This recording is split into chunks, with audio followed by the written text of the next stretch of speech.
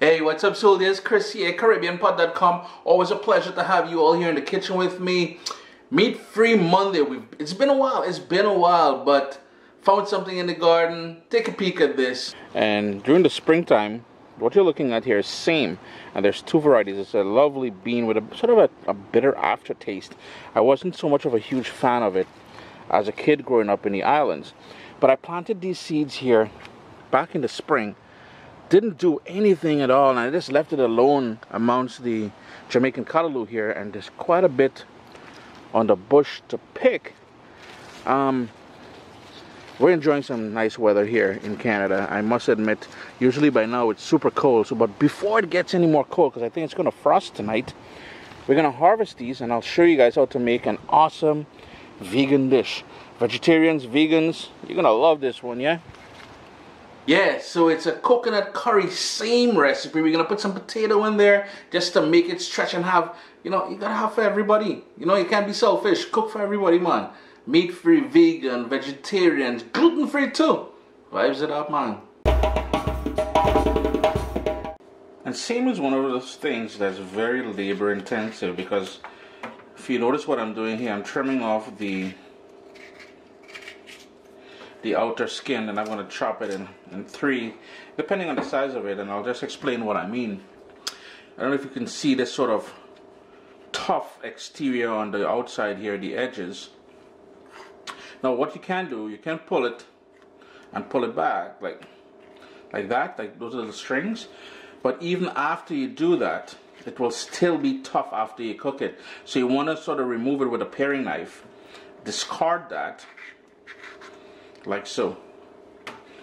Chop it in half, you can separate it in half, whatever, and the seeds and everything is going in there. That is the sort of labor intensive part of things. Now, as a kid growing up on the islands, mommy couldn't even beat me to eat seim. I dislike, boy, where you going? I dislike seim, and even till today I still dislike it. The sacrifices I make to bring you guys recipes, eh? But yeah, I gotta continue doing that, give it a quick rinse, and then we'll get to cooking. After all the prep work is done, I've got 2 tablespoons of oil, and you can use your favorite oil, don't fret too much about that. And on a medium flame, I'm just gonna turn my flame all the way down to low now. We're gonna quickly cook 2 large cloves of garlic. We just want to fragrance the oil a bit, bring out that niceness from the garlic, and we don't want to burn it. It literally took about 30 seconds, and then I started seeing the brown edges on the garlic there. And since I'm using coconut cream in this recipe, if you wanted to start with coconut oil, you can certainly do that. In goes your favorite curry powder. It just so happened mine is my favorite, my own blend, and it's based on a Madras blend of curry powder. And we just, again, my heat is on low, and we want to toast that now and bring, it's sort of a wet toast, I guess, but to bring out all the spices, which makes a good curry powder. Now, if you're doing this recipe gluten-free, you may want to pay attention to the curry powder that you use, because some of them, yep, not too honest, and they put flour in there as a sort of a thickener and a way to add a lot to the weight, you know what I mean?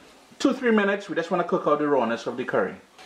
The kitchen should already have that lovely aroma of a good curry. And this is where we're going to start actually cooking. And we're going to go in with all that prepped seim. And that little schwa that you're hearing there, that is from the water that I washed the seim in or with.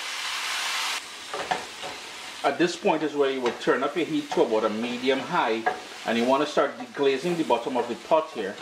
And that is basically all you're doing is using this sort of liquid from the water that's on the seim to clean off the bottom of the pan, and at the same time you're coating the pieces of seim with that curry niceness.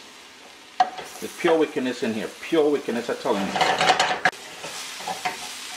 It's now time to add the other ingredients, and they are as follows. A couple pieces of habanero pepper if you got scotch bonnet. If you don't want to add any heat, that is cool. Piece of my pepper went under the pot there. That is alright. You guys can see that there? Small thing. A pimento or seasoning pepper. Half of a chopped onion. Some black pepper.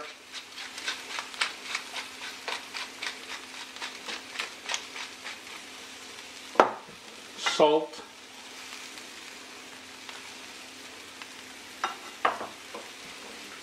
And from time to time, my vegan and vegetarian friends always ask me, Chris, what about that Caribbean green seasoning that you made? Yeah, add some in there as well. It's not just for meat and fish dishes, it's also for vegetarian dishes, as you see that I'm doing there. I have here a bit of coconut cream, and that is about a couple tablespoons of that to help everything come together. You'll need some water. And that coconut cream is going to melt and flavor the dish. Oh man, it's going to be wonderful. It's going to be just spectacular, to be honest with you. Now, that is one of the ways my mom would get us to eat curry seim. The other two ways, well, the three ways she would get us to eat it. One, put that coconut cream in there, coconut milk. If you have coconut milk, you can just use about half a cup of coconut milk. The other thing she would do is, I'm just draining off some water there, is to add some potato to the mix. And three, she would, from time to time, when green pigeon peas was in season, she would mix pigeon peas along with the seim. And that's the only way she would get, well, all four of us, my two sisters and my brother. Man, no love for this stuff. We're gonna give that a quick stir just to make sure everything gets tucked in nicely. And the seim will give off a bit of its own natural juices as well. Plus, we're going to put the lid on here so the steam, I know the liquid doesn't look as much, but with the steam and everything else, it's going to help cook that potato. And you're looking at about 25 to 30 minutes, and you're golden at that point. Lid on, low heat, let that go. Been going now for about 25 minutes. All of that liquid has burnt off. You're getting a nice dry curry seim. The potatoes are falling apart, and the reason why I cut it big is because I know it was going to fall apart, and I just want people to know that there is potato in here. So I like it, you know, starting off with it big. Now off camera, I did taste it. It's a little slightly bit heavy on salt, so to remedy that, I'm just going in with some chopped tomato, and that is just some tomato from my garden. And I'm just going to stir that in. As a matter of fact, this is fully cooked, so I can turn my stove off. I'll put the lid on and let that tomato help balance off the saltiness that you know, it's not every time. It's not every day Sunday, man. It's not always going to be perfect.